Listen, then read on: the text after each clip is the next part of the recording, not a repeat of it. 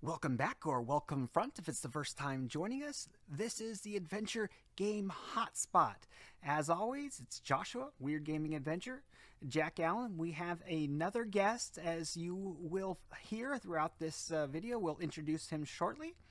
But first, let's jump into what's going on in Adventure Game Hotspot over the past week. Jack, what have you been doing, my friend? Well, it's just sort of nonstop, all things adventure, really. It's We didn't do our podcast last week, so it's actually been 2 weeks since I did an update, and Is lots it of lots of new reviews. There's Sam Barlow's Immortality, a really positive review of the Case of the Golden Idol. For anybody who likes Return of the Obra Dinn, you will definitely want to check that one out. An FMV game called The Gallery, and not everything is positive, unfortunately. The new Tales from the Borderlands is a definite step down from the old Tales from the Borderlands, but we reviewed that one too. This week we did Nightmare Frames, and just recently we did Lord Winklebottom Investigates, which not only is an awesome name, apparently it's a pretty good game too. So yeah, lots of reviews happening. Some interesting releases too. A first Christmas game of the year, Azazel's Christmas Fable. Here's another sort of uh, Christmas-like game, although not at all Christmassy, which is called The Whispering Valley. Very Canadian winter, circa 1900s. And tomorrow is Burnhouse Lane, the next game from the developer of The Cat Lady. I know he's got lots of fans, so people can look out for that. And some interesting news too. A new game from the developers of the 13th Doll called Elucid. And just today we announced a brand new Amnesia game by Frictional Games. So, which is going to mix Everybody up the cheer. formula a little bit. So it's not going to be the same kind of game as the ones we're used to. So anyway, lots going on at the hotspot. Very excited, and I know our guest today is a big Amnesia fan.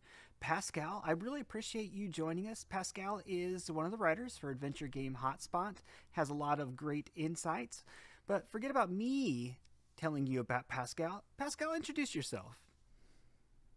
Hello, I'm Pascal. I'm one of the writers. I have lots of great insight. And Jack, you didn't mention any of my recent reviews. I'm still waiting on them, pal. Yeah, there aren't any. Oh no. I keep sending you codes, and it's kind of a one-way street so far, but Um, it's all up here right now. I know. I promise it really is. Like, there's not a day that goes by. It's percolating. Okay, yeah. I'm constructing paragraphs. I wasn't going to mention it, so you brought this on yourself. So. Yeah. Give us a teaser. What do you have in your head right now? Am I allowed to say?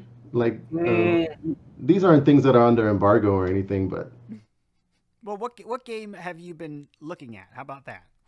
yeah, no, that's what I'm asking. Is Oh, that okay to talk about prior to publicating? yeah, I prefer not, but go ahead. Jack's the editor. Well, He makes the decisions here. yeah, we're catching up on the review for the Quarry, which isn't brand new anymore, but I think it just came out on new systems more or less recently. Am I remembering that right? I think maybe. That's right. We procrastinated so long, it's now newsworthy again. So Just what we were waiting Um, for. no, we didn't procrastinate. It came out before the site went live, so we're still catching up. and I'm working on the second Somnium Files game. All right. Also, not like super topical. Also, a couple of months old at the very least. I think maybe more than that even. Well, I have been eagerly awaiting to hear your thoughts on some of the games. I've been reading every single piece that's been put out. There's been some wonderful thoughts, wonderful reviews. And like one of the most prominent people that's always talking in our Discord, which, by the way, everybody, if you want to see what's going on in Discord, head on over there. There will be a link if you're watching on YouTube, how to get there. But Pascal talks all the time. And so now I want to see what he's talking about put on paper so you guys can get his opinions.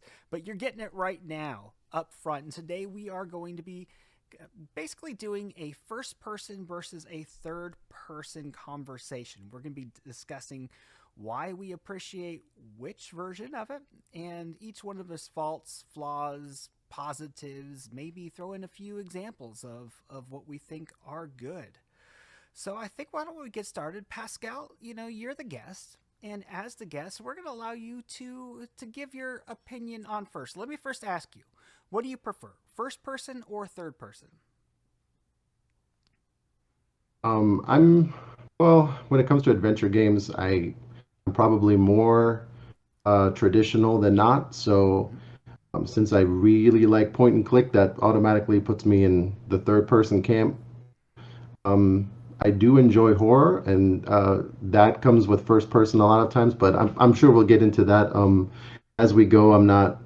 I wouldn't say that I'm a fan of like the majority of like first person horror games just for the sake of like the viewpoint. Mm-hmm. I don't know.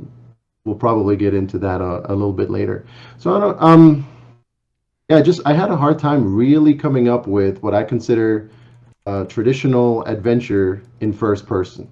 Like I'm thinking deep narrative, maybe some puzzle solving, and I guess more or less like world exploration, but in a way that's like comparable to what point and click games do. And for first person, I just couldn't really come up with very much at all. I guess that makes me third person all the way. Third person all the way. Yeah, it's something that's been moving along as time has progressed. What about you, Jack? You know what? We're going to talk about why a different perspective works better for different types of games. But I mean, I say as a preference, I'd probably lean towards third person. I certainly play plenty of both, but you know, I would probably gravitate towards if given a choice with a gun to my head, first person or third person, I'd say third. Just so everybody knows, we do not have a gun to Jack's head. That Not a is literal one, anyway. yeah, not a literal gun. That is simply an analogy. So yeah, I'm definitely a third person guy, and kind of parrot what Pascal is mentioning here. It's third person is one of those things that's been around for a long time, and it certainly lends itself better to the point and click environment because it's a way that kind of introduces the worlds.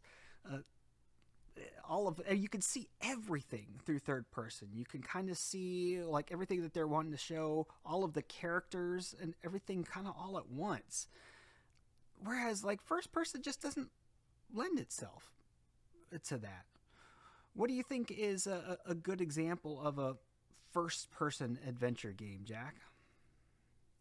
Oh, okay. Well, I know Pascal is worried about traditional for some reason, Right. even though we've never really concerned ourselves much with what is and isn't traditional. But Mm-hmm.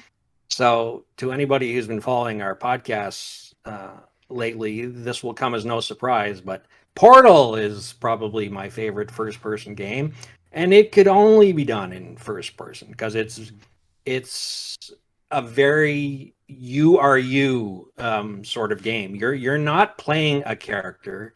You are basically yourself trapped in this, um, you know, lab rat facility, and you're armed with a gun that doesn't shoot bullets. It shoots portals, trans-dimensional portals. But so it's very tactile, and it's very immersive. And like I said, could only be done in first person. So with that in mind, I guess Jack kind of sets the standard as to what first person, especially Adventure Game Hotspot's view of what adventure games are. What do you think's a good first person adventure, Pascal? Are you going to be mad if I go ahead and grab at the amnesia low hanging fruit here? Of course Okay, not. make him mad. Yeah, not at all. I mean, I'll probably talk about Portal again later, but like when it comes to horror, there, first person horror of that particular variety to me can't beat Amnesia. Um, in fact, I don't know, right off the top of my head, I can't really think of any third person horror that gets to that level of scary and just um, I I don't know, I'm lacking the proper like uh, Well, Well, proper level of how scary exactly it is. Like I needed to take breaks while playing it, if that means anything. for sure, I Um, agree with that 100%. And you could kind of see the evolution there. We kind of discussed that a little bit already, but the evolution of especially the shock, the scare, the horror genre, just by looking at Alone in the Dark. Alone in the Dark started in a third person perspective. It didn't have that feel. It didn't have that worldly feel. You could see everything going on, but it didn't put you in the perspective of the player. You don't see what's going on through the eyes. It wasn't intimate. As the series progressed, it became more of a survival horror genre, and only could be that way through using that first person perspective.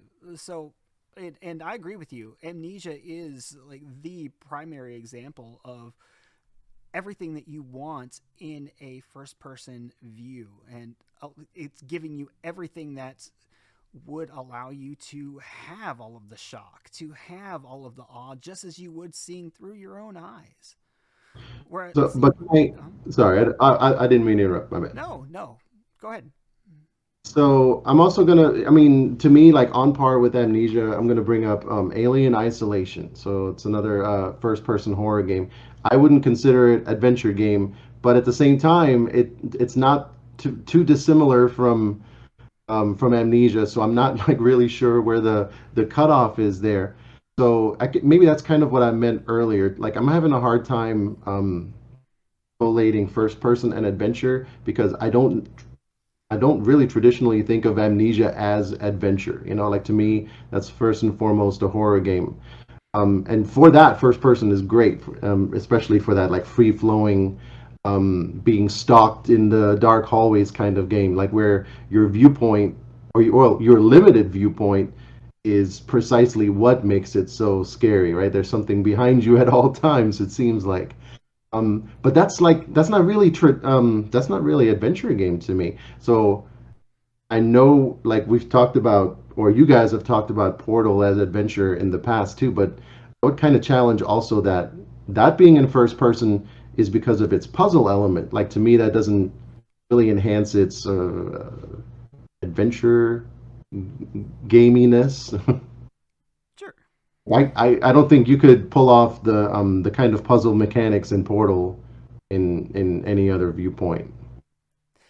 So, what is it about the first person perspective? And I'll ask both of you that makes it more personal. That makes a game good from a first person perspective. Why is it that and I'll preface the rest of the question by saying that I do believe that Amnesia or something has puzzle elements, so I do consider it of the adventure.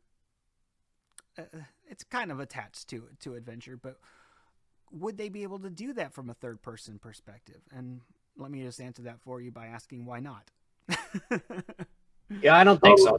The one word that leaps out to me when I think any third person at all, but or first person at all, but especially first person horror is claustrophobia. Mm-hmm. There's no peripheral in a first person game, so it's kind of tunnel vision, and that there's gives a very claustrophobic sense. So it works perfectly with horror because you have such a limited field of view, and as Pascal said, something's behind you all the time, or just off to the side of your view. So I think that sort of first person tunnel perspective is ideally suited to horror games. Yeah, and I would also, to kind of counter your other point, I would actually say being first person doesn't necessarily make it better at all. Um, like Jack will know, I've reviewed more than a handful of VR adventure games, Mm-hmm. and so I'm not sure what viewpoint to call VR if not first person. Like I'm sure there is like a VR version of third person as well. Well, you're kind of, I mean, it is. It's third person melded into first person if you're just kind of like the observer in the environment rather than the actual character. But so from my experience, just being in first person has not necessarily made the game any better. I can't think of any like VR adventure that stands out as like, yeah, that's the great one right there. I think that we can all say that first person is essentially just you're living the story, whereas third person is you are viewing the story. There's a certain levels of separation that you have, and naturally, third person, in my opinion, I think it's naturally lends itself to an adventure game, especially the point and click, because like I mentioned earlier, you're taking everything in, you're seeing all of the characters, you're seeing the backgrounds, you're seeing all of the environments, just the way that the game adventure games should have been written from the beginning, and you don't see it from a minimal perspective. So, what do you guys think makes third person adventure games great, and what's an example of that? How about you go first, Pascal? I guess probably first and foremost the story. Mm-hmm. Um, there's no, there's no, there's no. Well, I don't know. Um, my instinct would be to say there's no real reason why a first person game can't have as captivating a story Mm-hmm. as a third person game. Maybe the way you experience it would be different. I probably could undercut it just a little bit. Um, I definitely made a very probably a little too specific of a question when it comes to that. What do you think, from a perspective standpoint, Jack, makes third person? Why do you think third person is good for an adventure game, perspective wise? Well, I mean, I would say rather than story per se, Mm-hmm. I'd say third person is all about character, um, because you're not being yourself. You are inhabiting the protagonist, who you can see. Um, you're playing Gabriel Knight, not yourself. You're playing Ben in Full Throttle. So like I think it's kind of better in an escapist sense. You get to live out a story through a totally different person. You're not playing yourself. You're getting completely out of yourself and just like immerse yourself in a different character. I want to play um Manny from Grim Fandango or something like that.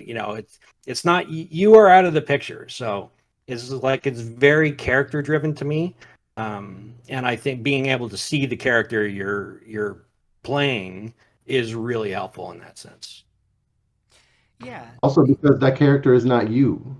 Yeah. Um, that's a realized character that has a personality written for them, and their interactions with the world are pre-scripted. If it's meant to be a stand-in for me, I'm boring in an adventure game. I won't say about real life. I have no idea.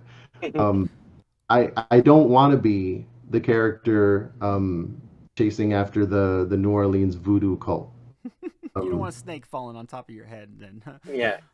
Yeah, I Well, don't have the right like I don't have the right reactions to it. I would enjoy seeing you were asking off air, but it's a novel you read that's happening. It's a story that's designed to happen to another character, not to me personally.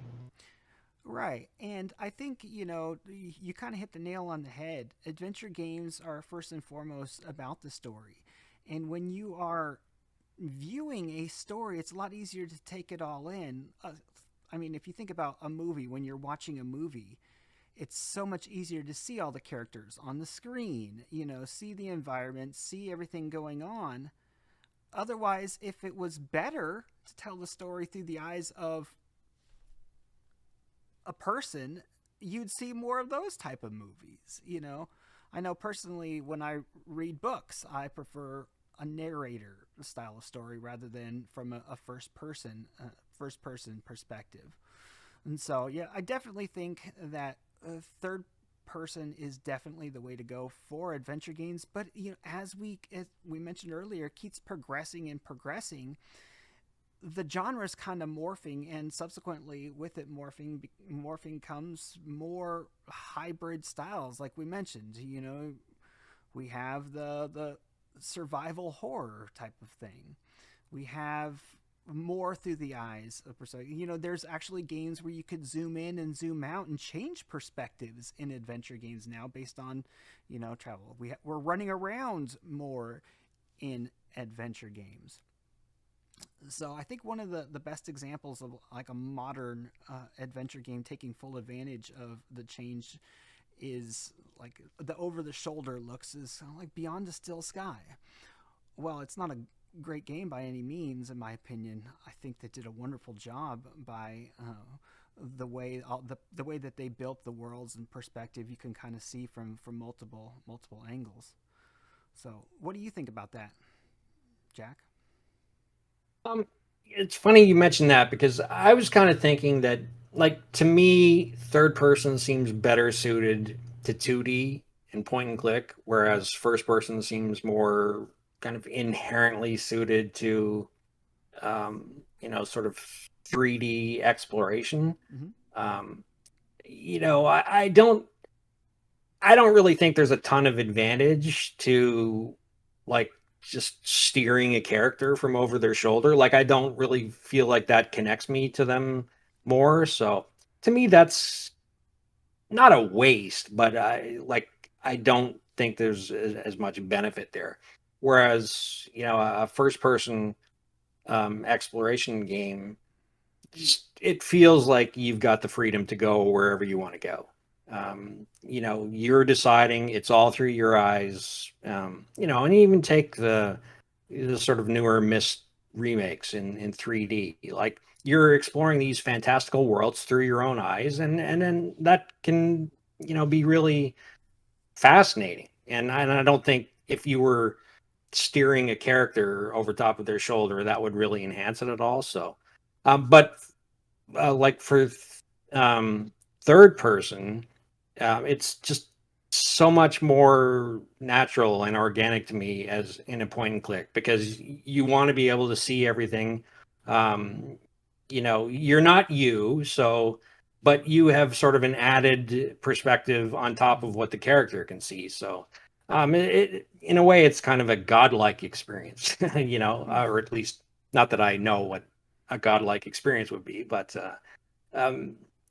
you've got an added perspective that the character doesn't. So you're bringing something to that experience outside of the main character. So I think that really works for point and click. What did you guys think of Firewatch? Do you think that worked the way that they intended it for, in like the first person way? Yeah, that's that said, I think that could have worked as a third person game also. Mm-hmm. I think it wouldn't have been maybe necessarily any less enjoyable to explore the world. Maybe, different, the confines would have been a little different. And it wouldn't have been probably free roaming. Mm-hmm. It was also I was going to make a point, like I wasn't even thinking of Firewatch, but that kind of goes along with other games I was thinking. So first person, um, like, it can work pretty well if you're even a character within the game, but you're experiencing the story. It's, I don't know how to say it best. It's not happening to you. You're just an observer of the story that's taking place around you between other characters. So, like the game I was thinking of initially was everybody's gone to the Rapture. You're walking through like a like an old English village, and you're experiencing a story, all right, but you're not the protagonist of the story. You're just, from what I remember anyway, you're an unconnected third party. You're there, and it's from first person, obviously. Other games like that. So I vaguely remember that was my impression of Myst. I could be very wrong. I haven't played Myst probably in like nearly 25, 30 years. So my recollection could be a little bit hazy. But isn't that kind of a similar thing where you're on the island, you're going places, you're picking up books, you're opening the books and watching the little video clips of, I think it was the two brothers, or what have you. And while they're addressing you kind of directly in viewpoint, it's not so much that they're like really, that you're not like a central figure in the story. Maybe I'm misremembering that.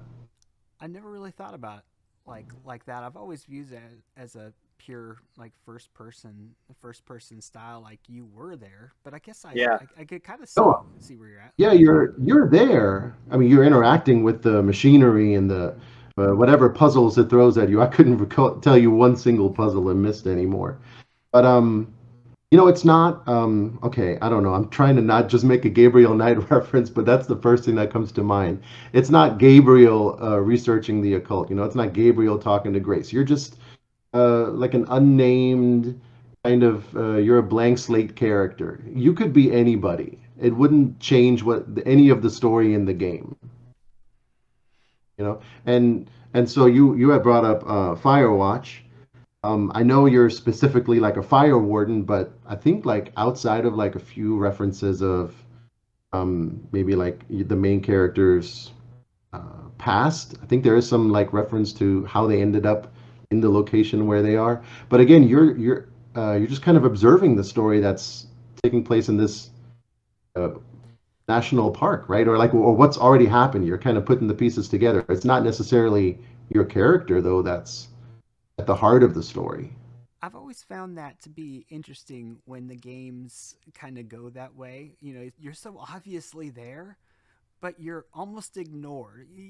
For instance, like the first game that I really recognized that, not an adventure game, was Half-Life 2.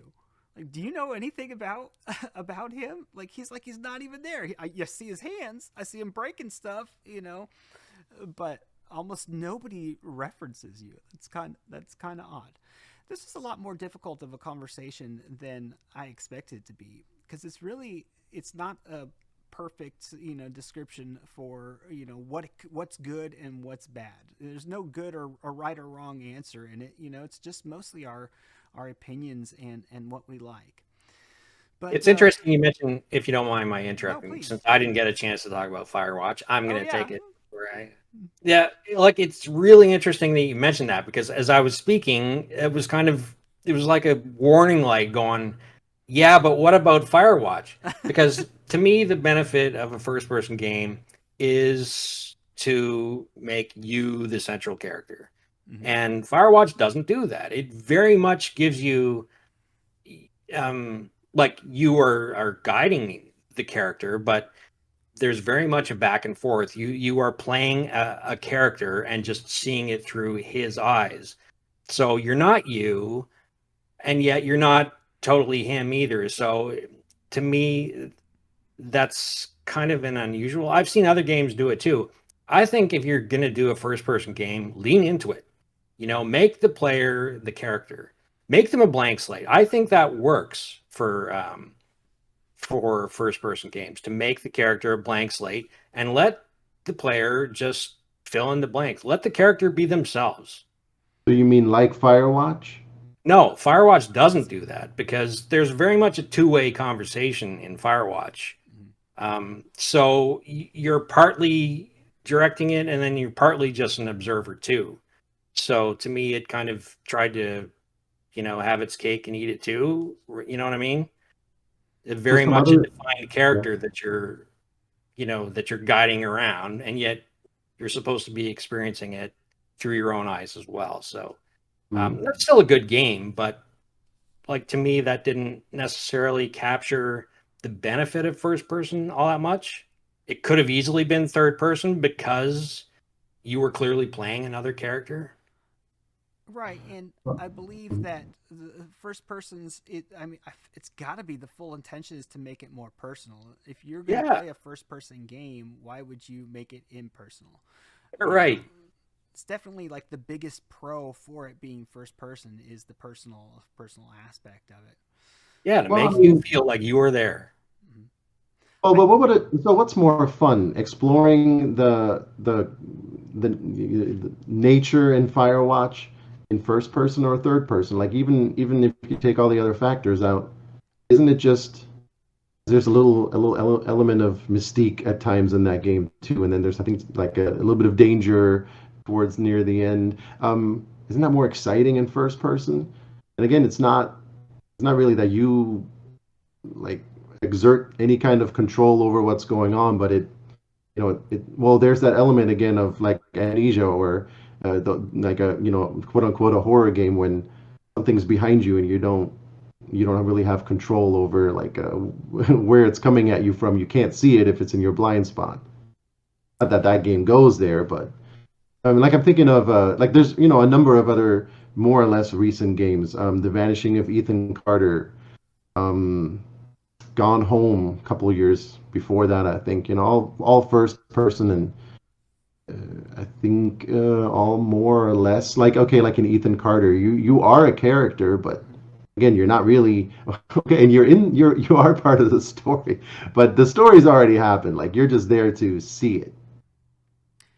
I definitely think that if you're looking for excitement, then first person has to be your thing. That's why I believe that first person is perfectly a place for other genres. Not as perfect for third person. Because in natural adventure games, the typical, especially Golden Age, is a lot more slower. It's breaking things down. You see the picture as it's unfolding. More cinematic in third person, whereas not so much for genres. So I guess that's the best thing that we could say is it's kind of whatever you're in the mood for, like at the moment. And so Well, you can make either work. There's no this only works with this type of game and this only works with that type of game. You can make either one work. So yeah, it just comes down to preference at that point. Yeah, the FMV Tex Murphy games. When you weren't watching the FMV sections, they were first person, and that's something I look back on fondly. Getting to explore, gosh, what's it called? Flamingo Street? No, that's not what it was called. I don't remember now exactly. the street Whatever monsters. street Tex lives on. Yeah, I don't remember what that is. It's in almost every single one that they reference it. Not important, I guess. Yeah, and as soon as I hear it, I'll go, oh, yeah, that's it.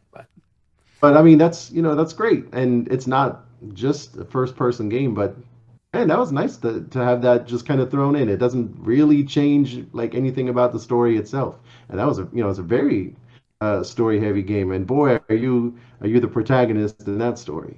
So it can work both ways. I mean, I think when you're asking like what's good about first person and what's good about third person, I'm not. Is there even anything good about first person specifically or third person? I mean, it's all the other ingredients in the mix that make it good or bad, right? I mean, it can impact how good or bad something is, but I think there are some slight inherent benefits to either perspective that I think, sort of tend to work better just in general. I mean, you could still screw it up.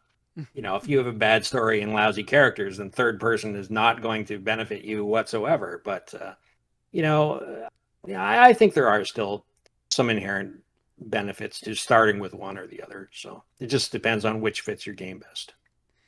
Well, I think we can all agree that a huge aspect of a great adventure game, along with what you see, is what you hear. It's the voices, it's the voice acting. So we're going to end this conversation today, and we're going to choose. We say it's 5 games that have the best voice acting. But how about we all choose 3 each? We'll go around the room, choose 3 games. It doesn't have to necessarily be a game. It could just be a specific voice acted character. However you guys want to do it. And so we'll Oh, each do okay, wait, sort of you're changing the 9 to. rules here. Oh, well, I don't think I we wasn't necessarily prepared for have that. rules. It could be either way you want it. So, Huh. in fact, you're leading off here. So you set the standard, set the precedent for us here, Pascal. I'm pretty sure we're all gonna name the same 2 or 3 games, pretty much. Um, okay, who am I gonna steal one from? I know you guys have these on your lists. If we agree, we'll just say we agree. Ditto. All right, well, so I'll just go with what I would like. The very first one that came to my mind and number one in my book, Gabriel Knight 1. Okay. So, I mean, not necessarily just not really at all because of the Hollywood voice cast, but what they do with the characters, and then also, I mean, for a game that's getting older now, like what is meant for me over the years definitely has to like figure into that to some degree. I mean, you can't really beat Tim Curry, um, I think you regardless. And can. I think you can. Oh man, I've got strong opinions about Tim Curry as Gabriel Knight. His Southern drawl just kills it for me. Like I oh love look, the actor in the second one. I loved it, but Tim Curry's just so over the top for me, at least. yeah, but when you played the remake, every single time the voice actor sounded even slightly different, you sure noticed, didn't you? Because you remembered, you knew the Tim Curry lines by heart, every That's single what it bit of it. was. You already know what that voice should be. You know, I haven't played the remake though. I need to do that. Jack, what's yours? Okay. One of these days, I'm going to go through an entire podcast without mentioning Portal, but this isn't it. I've already It's mentioned it not anyway, that so I've game. blown it. So I may as well lean into it. But I mean, Alan McLean as GLaDOS is, you know, easily one of the top two voice acting, you know, experiences I've ever encountered. Now, I mean, she is just absolutely brilliant and pitch perfect. And she even gives us a song at the end in her sort of computerized voice. It's just an amazing performance all around by her. Are you saying Portal 1? Portal One, yeah, I was saying that just because she's the only one, but Ooh, I have one back on my list then. Ooh. All right. So we have Gabriel Knight off the table. We have Portal off the table. I'm gonna take Grim Fandango. Is there any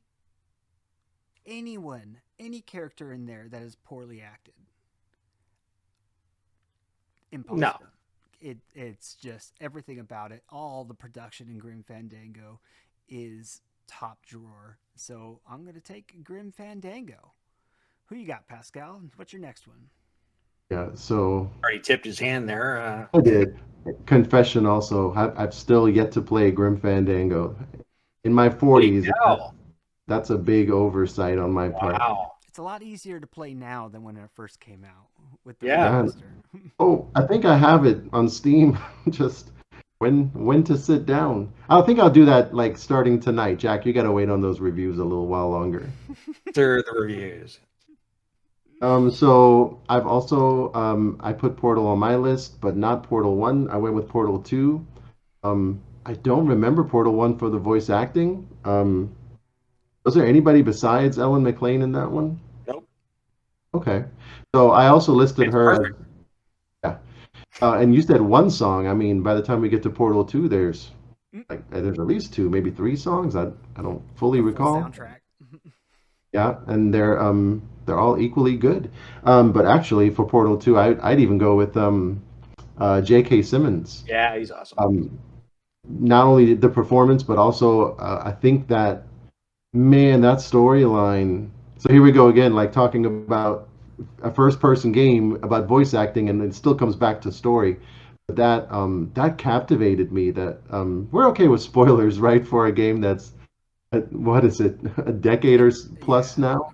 yeah. No problem with that, right? From the moment you fall down, what maybe it's like what an hour or two into the game, maybe, and you that long plunge into the bowels of the facility, and as you kind of claw your way back up through the puzzles to the surface, you unearth the history of the oh gosh, what are they called? The whole technology center that you're in. I know they have some sort of a name. Escapes me right now. Um, you get the little voice clips from J.K. Simmons and follow the I guess the fall of the company. That was that was enchanting, man. Yeah. That was great. I'm looking up what it's called. Starts I with was an gonna A, say, right? you said when you fall, like you fall a whole lot in Portal. But this is the The fall. Like I fall, mean, this is the an fall. epic fall. Yeah. Uh, and I don't think you have the portal gun either. You end up down in like the garbage dump where the remains of GLaDOS after the first game ended up. Oh man, I just thinking back to it, like even anybody who doesn't enjoy puzzle games, that's a game to just play for the story, and the puzzles are just a bonus. And for me in that case, yeah. So I know I was supposed to talk about voice acting, but yeah. Jack, well, who you got for your second one? Yeah, I mean, the only reason I didn't go with Portal 2 is because I find Stephen Merchant a little much. I like him in little doses, but you know, it sort of was a little much in Portal 2, but it's still awesome. And I completely forgot about J.K. Simmons until you mentioned it, so I'm glad you reminded me. I didn't even know that. Yeah, hmm. yeah, he's great. My Yeah, second one so, like, again won't come as a surprise because I've mentioned it before, but I mean, you pretty much mention any Telltale game, but The Walking Dead stands out above the rest. I gotta again give kudos to Melissa Hutchison as Clementine, who somehow manages to voice a young girl from, I don't know what she starts out as, like 6 or 7 maybe, and she's sort of a sort of a late preteen by the end. So it's like perfectly pitch perfect convincing in every single game. But it's not just her. There's also Dave Fennoy as Lee, and just, everybody is absolutely awesome. And you need to be, because that game is all about character. If you don't buy into the character, then the drama doesn't mean anything to you, and it does. So like, you really feel every choice. You really feel the weight of the interpersonal conflict that's going on. So just amazing voice acting. Jack is a huge fanboy, of hers. Yeah. Melissa Hutchison, yeah, as Clementine, yeah, absolutely. But if it's you every if Can you I if you throw out one of the games that a listener on YouTube says, of course. at risk of taking from anybody? He's not going to take from me. Bezo Washir says that Life is Strange series is pretty good about voice acting. Yep, Did he absolutely. steal from anybody? No, because amazingly not for me anyway, because I have not played any of the games yet. I desperately want to, but I just haven't gotten around. Yeah, I've Well, played a couple of them. They didn't make my list, but not. It was more just because I couldn't think of like a standout moment or maybe character there, because they're all good, and there's a lot of games like that too. Oh yeah, no, I didn't especially put Life those is like Strange. they're it's harder in the adventure game genre nowadays to get back to like full production studio work, type of thing. We get more people doing voice acting in closets, which is great. It's, I mean, that's what you're doing in a studio anyways. But like Life is Strange, they put some huge dollars into their voice acting for sure. So it's kind of the same thing as with Telltale. I couldn't like I couldn't isolate just one game or one moment, because if you say Telltale, that encapsulates so much already. Yeah. And they're all like of comparable quality. And I think Life is Strange at this point is almost taking on like it's a larger universe, multiple games, and yeah. My second is going to be a singular actor in a game. It's George Stobart, a Broken Sword.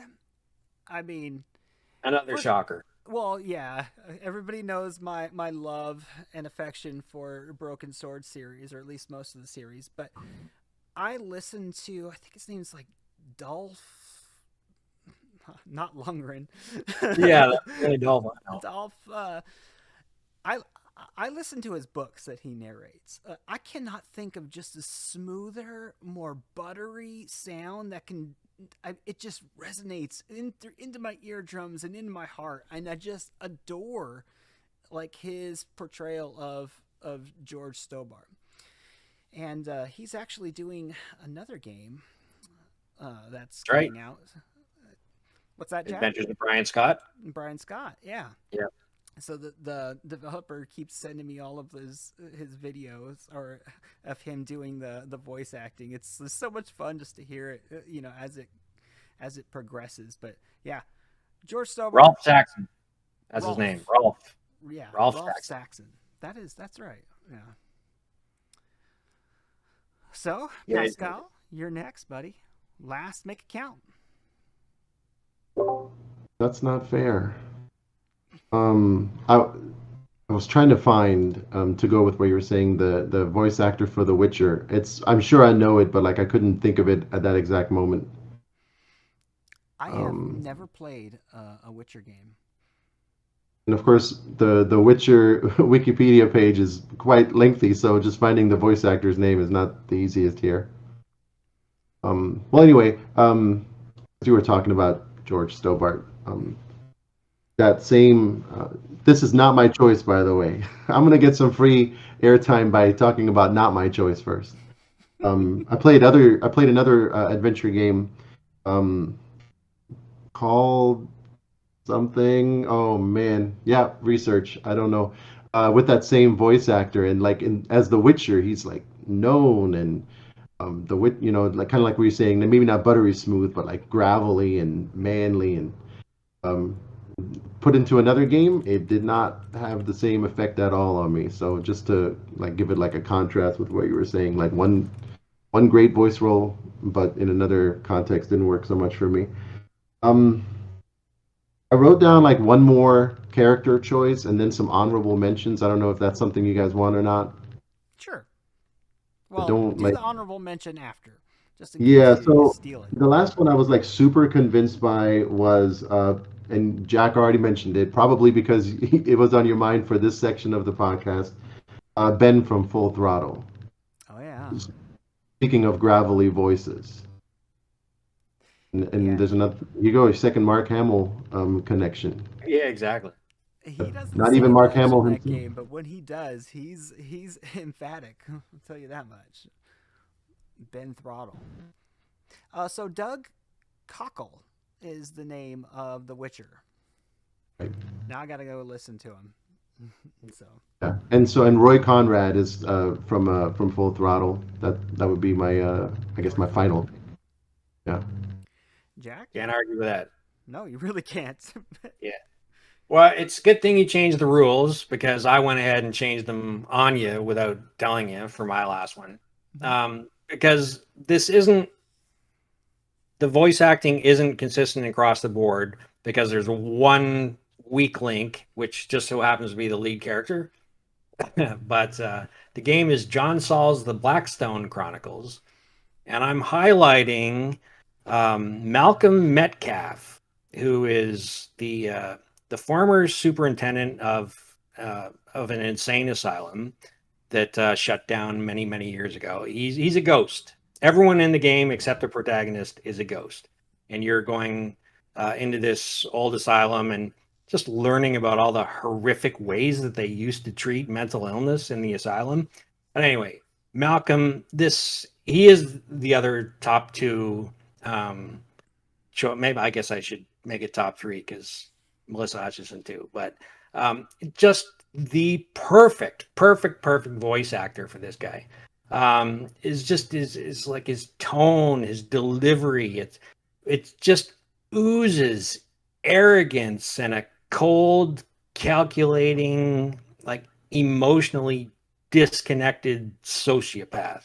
Yeah. Like it's just amazing, and it's a very deep voice too. But like he doesn't sound evil. He sounds perfect. Like this guy is evil incarnate, but he sounds so sophisticated and so educated and stuff like that. It's just absolutely perfect performance. So It's odd that you say that. Well, not odd, actually, because if you think of, and there's a ton of adventure games that are based in insane asylums or around insane asylums, and all of them that I can't think of any that are not well voice acted. Something lends itself well to that eerie, detached type of people that inhabit an insane asylum type of thing. And so at least the type of games that we played with that in them. So my third is going to be the cast of Curse of Monkey Island. And so, I mean, Dominic is a wonderful Guybrush, but that's not where it really hits. Who's the actor that does LeChuck? Is it Earl? Earl Bowen, Yes, that guy, man. It's just yeah, it's in here. He has something that's just inside that chest that's so simple for him. in just the typical way of talking. It's so much passion in his talking. And, he's not really a great actor in the movies because he's been in some pretty big movies, Terminator movies and stuff. Yeah. What makes him such a good actor in those movies is that presence that his voice brings. And it is on display in Monkey Island. It's a real shame that he was not available to do the Return to Monkey Island voice. Yeah. Although also a good voice for LeChuck. And so honorable mentions. I guess we'll go around the room. I'll say one from the group. Someone in the group says Elijah Wood in Broken Age. And somebody else also says third person's better in adventure games in the podcast. So that's what they said. So let's get an honorable mention, guys. Let's go around the room. Pascal, go ahead. Yeah. The Journey Down trilogy has not across the board great voice acting, but the two that I want to highlight are the two main characters, Juana and Keto. Yeah.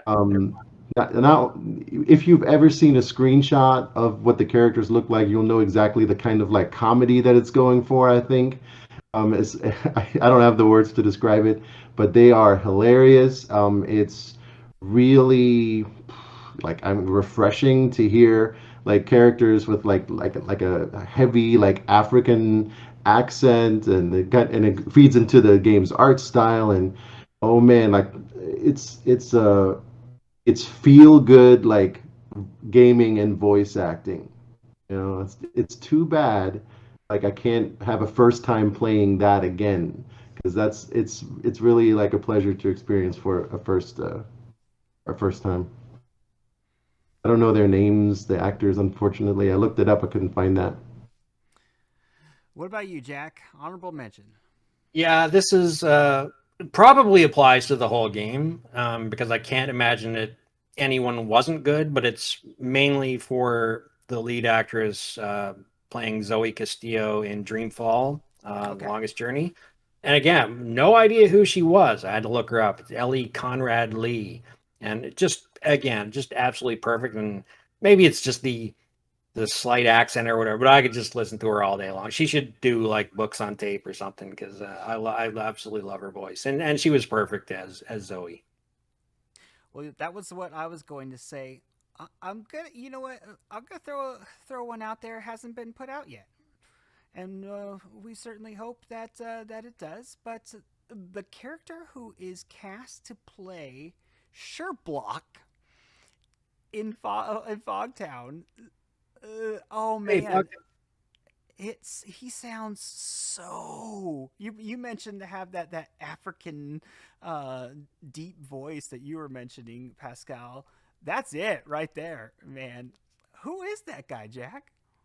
Oh man, I forget his name. Yeah, he does a lot of TikTok stuff. So like, he's not sort of a known name in like movies or TV or anything, but he's very popular on TikTok. And if I'd known you were going to ask, I would have, grabbed his name. But it's just something that popped in my brain. I figured I'd throw something quickly. Once you took what I was going to say in there, so. Yeah, well, guys, this was fantastic. Jack, what do we have going on this week in Adventure Game Hotspot? This week is still a bit up in the air. We're going to start out with beginning of the month, so we're going to do our little monthly trailer compilation previewing what's coming up this month. Next week's still a bit up in the air, but I think we're going to have a review of 9 Noir Lives. I'm hoping to do another interview, and I won't say who with, make that a bit of a surprise, but we've got tons of other reviews coming up too. There's Monorail Stories and Boxville and Blood Nova and Stray and a whole bunch of other things. So it's just a matter of what comes down the pike first. Yeah, hey, give me something, Pascal. You'll put you on the list. Pascal, he's still waiting for my review of the Plague Doctor of, what is it, Wikipedia. So, Pascal, where can we find you, my friend, if you want to be found? I must not, because nowhere.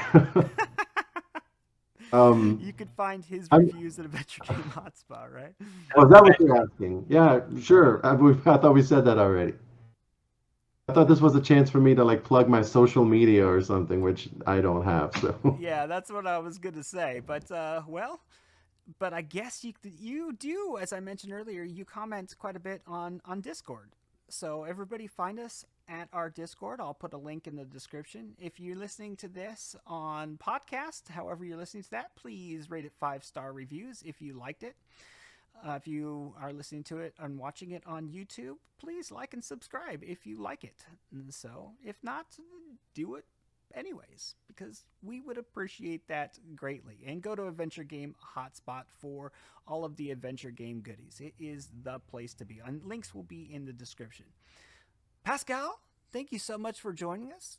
I'm already not able to wait for the next time that we have you on. oh, it was a pleasure. Yes, we thank you. And Jack, Absolutely. as always, we love you all in a weird way. For Jack, been a for slight Pascal, I'm Joshua. We'll see you guys in the next video. Take care.